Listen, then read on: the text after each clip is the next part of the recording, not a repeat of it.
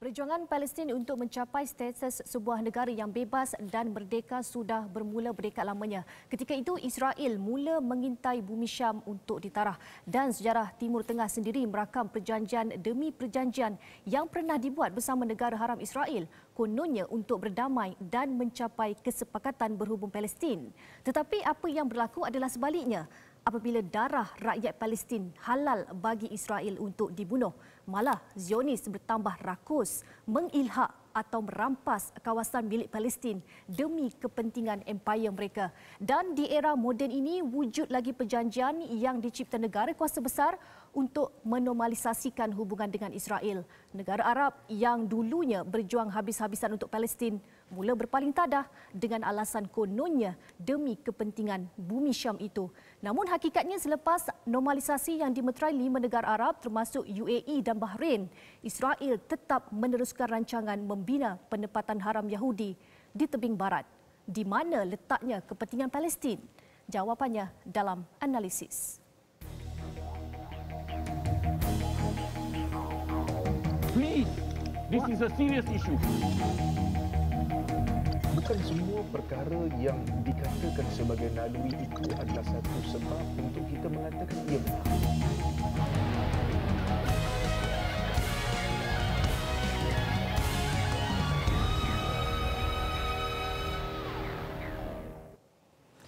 Baik, untuk membincangkan topik kita pada malam ini iaitu normalisasi Israel. Apa pendirian Malaysia? Di studio ketika ini bersama saya ialah penceramah ataupun perunding Aman Palestin iaitu Lieutenant Colonel Nazri Musnan. Assalamualaikum tuan. Sihat alhamdulillah. Alhamdulillah sihat. Dah lama bersama dengan Aman Palestin sejak 2006. 2006 ya. Okey. Baik, dan kita juga ada lagi seorang tetamu yang tidak asing lagi dalam mengulas isu-isu antarabangsa iaitu Profesor Azmi Hassan iaitu pakar politik antarabangsa dan geostrategis. Assalamualaikum. Waalaikumsalam. Lama tak jumpa Prof. Ya. Sihat Sihat. Alhamdulillah. Baik, dan kita akan berkomunikasi melalui talian Skype bersama dengan pegawai media Aman Palestin yang berada di Palestin ketika ini iaitu Mr. Hamzah Adrawi. InsyaAllah kita akan hubungi Encik Hamzah dalam slot yang akan datang.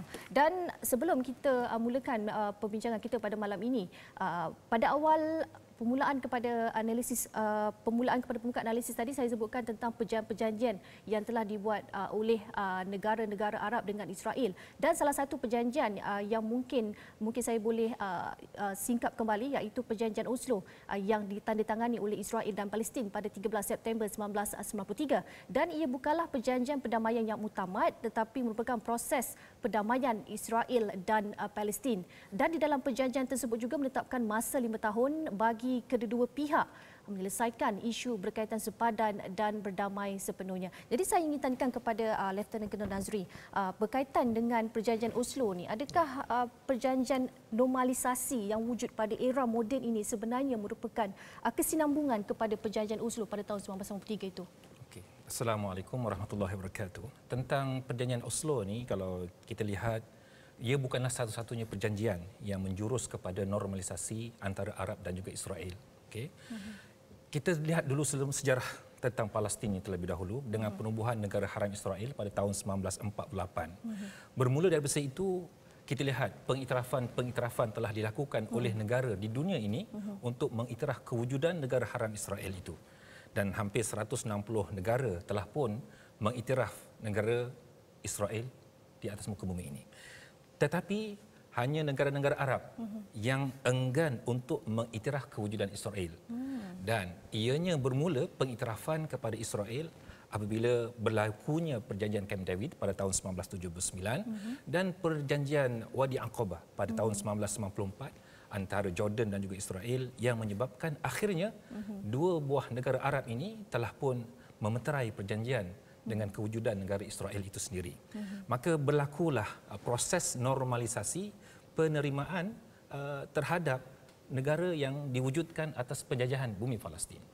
Perjanjian Oslo pada tahun 1953 adalah rentetan daripada perjanjian-perjanjian yang berlaku sebelum itu. Maka dengan sebab itulah bila perjanjian Abraham yang berlaku tahun ini untuk nak mengiktiraf ataupun menormalisasikan hubungan negara-negara Arab, kita lihat UAE dan juga Bahrain telah pun memberikan persetujuan untuk mengadakan hubungan dengan Israel. Israel. Walaupun sebelum itu pada resolusi Khartoum pada tahun 1967 dijelaskan bahawa negara-negara Arab sebanyak 30 lebih itu menjelaskan bahawa tidak akan adakan hubungan dengan Israel, satu. Kemudian yang kedua, tidak akan mengiktiraf kewujudan negara Israel. Tetapi sekarang itulah yang berlaku, sudah lain. Itu cerita dia.